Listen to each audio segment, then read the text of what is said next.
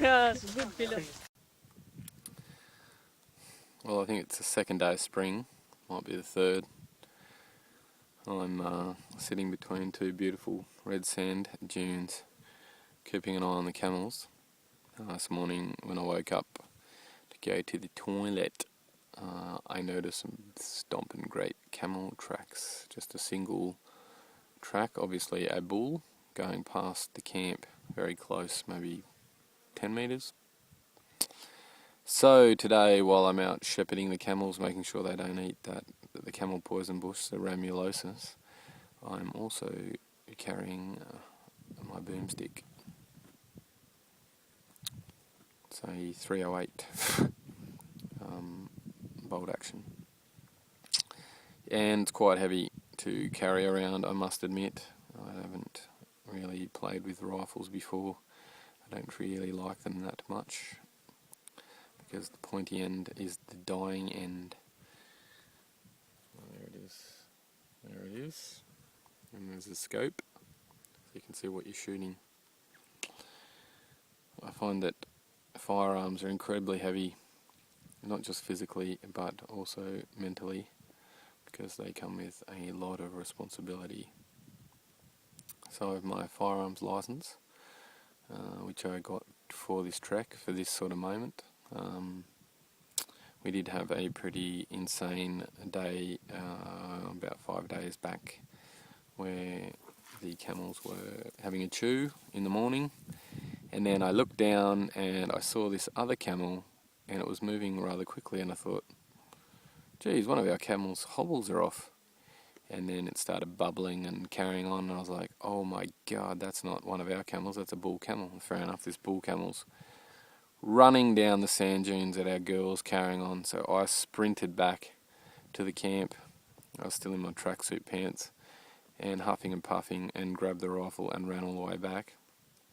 And fortunately, me yelling and swearing and carrying on and telling him to get out of here, go on, get out, made him piss himself, and he ran off. And Ange came down with the whip, and she was cracking it, and that was pretty funny.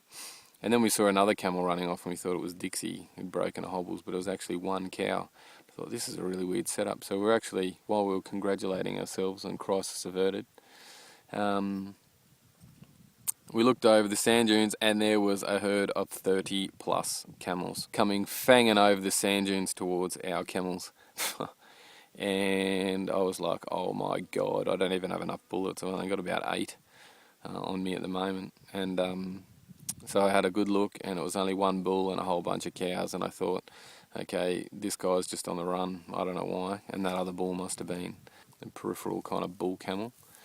So I ran down there and I shot the rifle in the air, and they stopped in their tracks and spun around and went the other way, which was pretty amazing.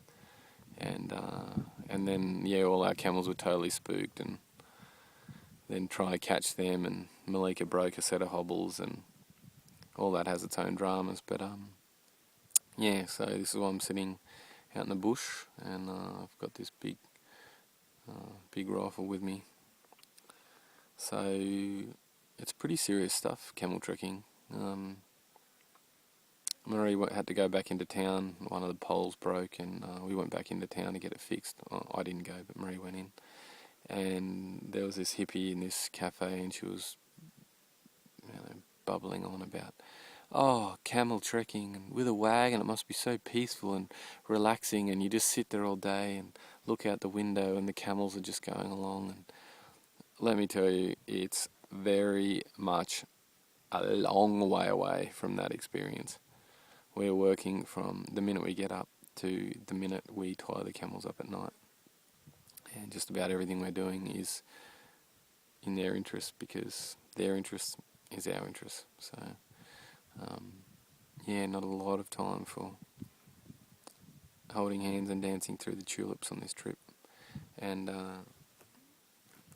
that is a reality of it. And yeah, it's a responsibility I don't take lightly.